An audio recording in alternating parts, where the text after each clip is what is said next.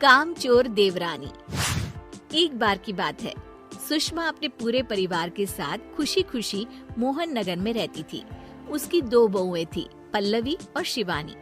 एक दिन दोनों बहुएं रसोई में काम कर रही होती है कि तभी उनकी सास सुषमा उन्हें बुलाती है।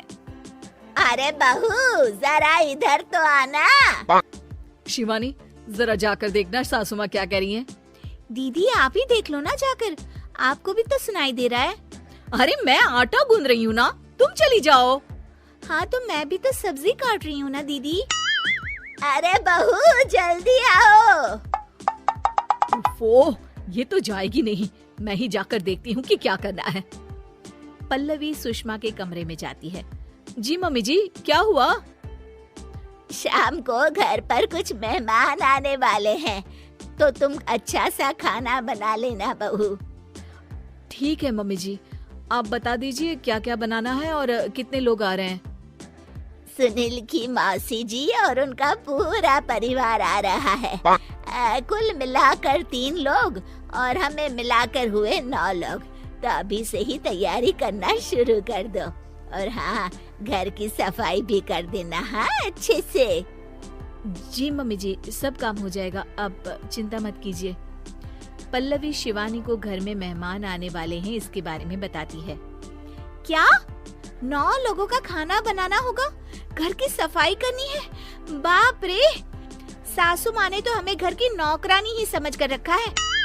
ऐसा नहीं बोलते शिवानी, हम इस घर की बहू हैं और घर के काम करना हमारा फर्ज है। दीदी तो है ही सासू माँ की चमची, जब देखो सासू माँ सासू माँ। मैं तो इतना सारा काम नहीं करने वाली। शिवानी कपड़े लेकर गमला साफ कर रही होती है और चक्कर आने का नाटक करने लगती है। मेरा सर चकरा रहा है। तभी वहाँ पल्लवी और सासू माँ जाते हैं। अरे बहू, क्या हो गया तुम्हें? मम्मी जी, बहुत तेज सर में दर्द हो रहा है। तुम एक काम करो शिवानी, आराम कर लो। नहीं नहीं दीदी, घर में मेहमान आने वाले हैं, मुझे आपकी मदद करनी चाहिए। अरे कोई बात नहीं शिवानी, तुम आराम कर लो, मैं सब काम कर लूंगी। ठीक है दीदी, अगर आप इतना कह रही हैं तो आराम कर लेती हूँ। शिवानी आराम से अपने कमरे में मैगजीन पढ़ रही होती है। इसे कहते हैं आराम की जिंदगी। इतना सारा काम। चलो सारा काम खत्म हो गया, शिवानी को देख आती हूँ।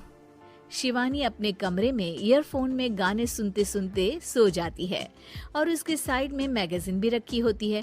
पल्लवी वहाँ आ जाती है और वो सब देखती है।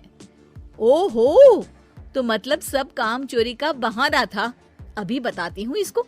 घर का सारा काम मुझे करना पड़ा और ये महारानी यहाँ मैगजीन पढ़ रही है, गाने सुन रही है।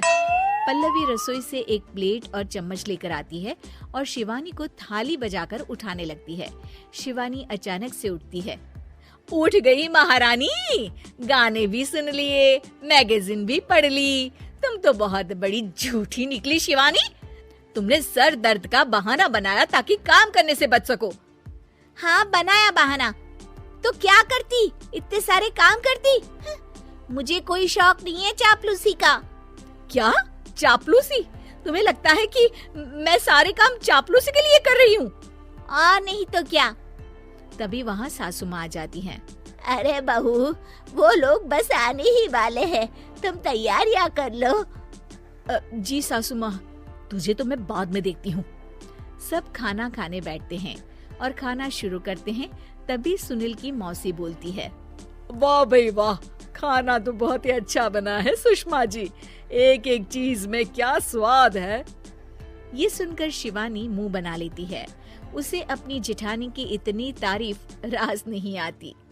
आपकी बहुएं तो बहुत ही अच्छा खाना बनाती हैं। हाँ बनाती तो दोनों ही अच्छा है, पर आज ना ये सारा खाना बड़ी बहू ने बनाया है।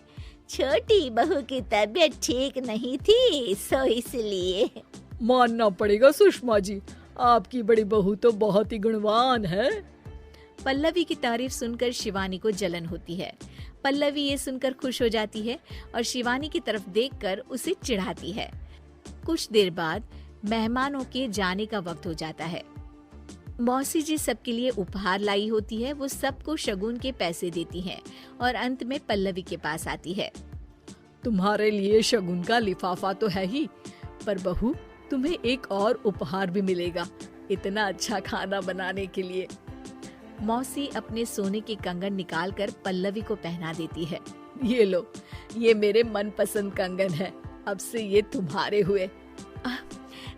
धन्यवाद मौसी जी। ये देखकर शिवानी तो पूरी तरह से जल जाती है और गुस्से से रसोई में चली जाती है। तभी वहाँ पल्लवी आ जाती है और उसे अपने कंगन दिखाने लगती है। देवरानी जी, अब आपका सर दर्द ठीक तो है ना? मुझे लगता है कि अब सर दर्द शुरू हो गया होगा आपका।